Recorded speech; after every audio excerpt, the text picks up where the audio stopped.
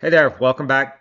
So last week I talked about some fundamental stuff with open water racing that included sighting, dealing with crowds, dealing with incidental contact, the starts and turns, finishes, how to wear a wetsuit, and a handful of other things. That video is over there at the end of this talk if you want to watch that. So this week, I wanted to talk about some of the more competitive things that you could get into for open water racing, whether it's pure open water swimming or for triathlon. So once you're at the point where you're a good to very good swimmer and you've decided, okay, now I'm past the basics and I want to be more towards the front of the pack, these are the things you really should practice, understand, and take with you in your open water life. The first one is the advantages of drafting. So if you've done any cycling, you realize, or even fast running, you realize that there is an advantage to sitting behind somebody. In biking, it's 20 to 30% reduction in your energy, or you can go that much faster, plus or minus a little bit. Same thing in running. If you're running at 5:30 mile pace and you tuck in behind somebody, it's a significant advantage to compared to the person who's leading. And the same is true in open water swimming or the pool, where if you can tuck in behind somebody, you will get a advantage. Either you can use less energy and go the same speed, or you could try to hang on to somebody who's a little bit faster than you. In swimming, it's only going to be 5 to 10% range of energy reduction or speed increase, but that is significant. And the longer the race is, the more important that is. So you can imagine in a 2.4 mile swim, Ironman type swim, if you can hang on to a pack that's just a little bit faster than you could save a couple of minutes. And that can be the difference between qualifying and not qualifying for some of these championship spots. The same is true for straight up swimming races, 5K, 10K, those of you that might be involved in those sports. Much better to sit behind a pack and let them do all the work, and then you jam out the last 400 yards and try to sprint to the finish. And we're going to talk about that. So, drafting, the best spot is right behind the swimmer's feet, where you're almost touching their feet every time you stroke forward. You don't want to be slapping somebody's feet constantly. They will get annoyed and they may let you know about that by turning around and throwing foot at you. But right behind them is the sweet spot.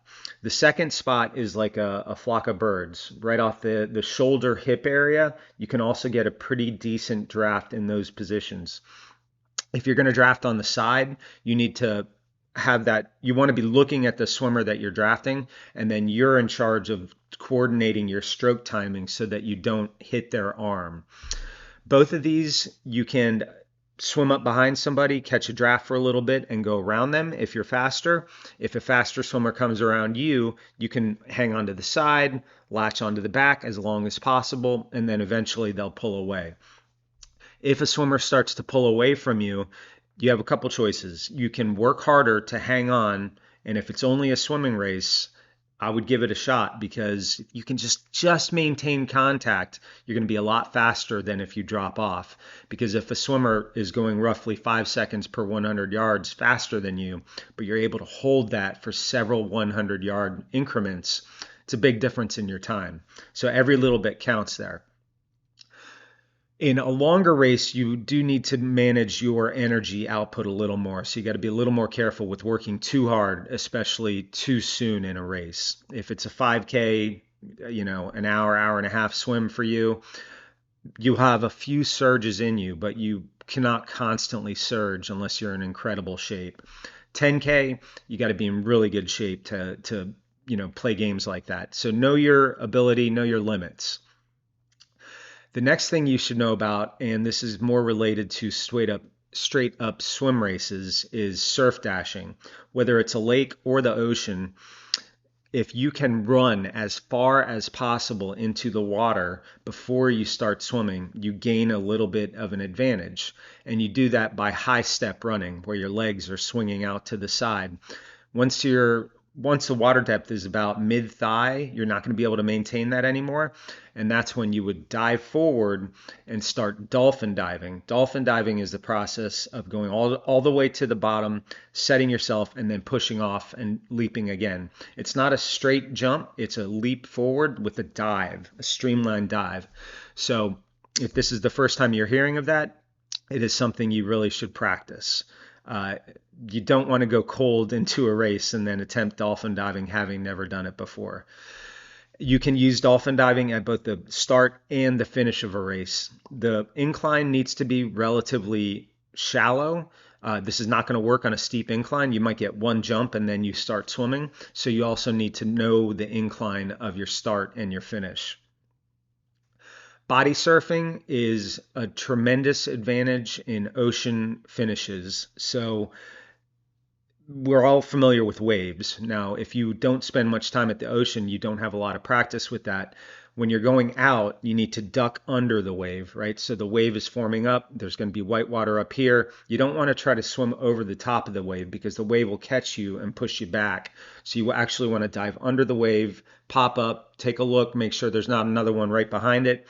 You duck under the next one, duck under the next one, and then you'll be through the surf break and you can swim your race. A body surfing finish is both great to watch as a spectator and much faster than just swimming. Body surfing is something you do need to practice, but the wave will kind of pull you back and then you can shoot forward on it either with a double arm streamline or one arm out and paddling with the second arm. So that's your choice. But if you can catch 2 or 3 waves on the way in, you could save 30 to 45 seconds, especially if they're bigger waves. So if you're going to be doing some ocean competitions, definitely get good at body surfing. And the final piece that I want to talk about with advanced open water swimming is whether it's a beach finish or you're actually just doing an open water finish where you're tapping the plank, under the corral. You need to be able to work hard sprinting after swimming for 30 minutes, an hour, hour and a half, whatever it may be. And the only way to do that is to be in very good condition, but you need to do some long swims where then you sprint for 30 seconds at the end of it. An example would be you swim a 500, you swim the first 425 yards moderately hard, like you're pacing, and then you sprint the last 75 yards. And that leads me into my final piece here. When you get into more competitive open water, you need to do distance training. There's no way around it, and that is going to be a combination of long swims at or near your threshold pace, sometimes harder than your threshold pace. There's going to be short interval swims. The great example is 30 times 100s on an interval that only gives you 5 to 7 seconds rest. Sometimes you can cut down the interval, right? You start at 120, you finish at 105, for example. I cannot do that myself anymore, but that was something we used to do. And then long sets, 800-meter repeats, 1,000-meter repeats, descending 1 to 3, or maybe you just do them all close to as hard as you can with a minute or 2 minutes rest. So there's some very grindy workouts that you need to do if you really want to be at the forefront of open water competitions. So I hope this helped. Check out this other video if you hadn't seen that, and I'll see you next time. Like and subscribe. Thank you.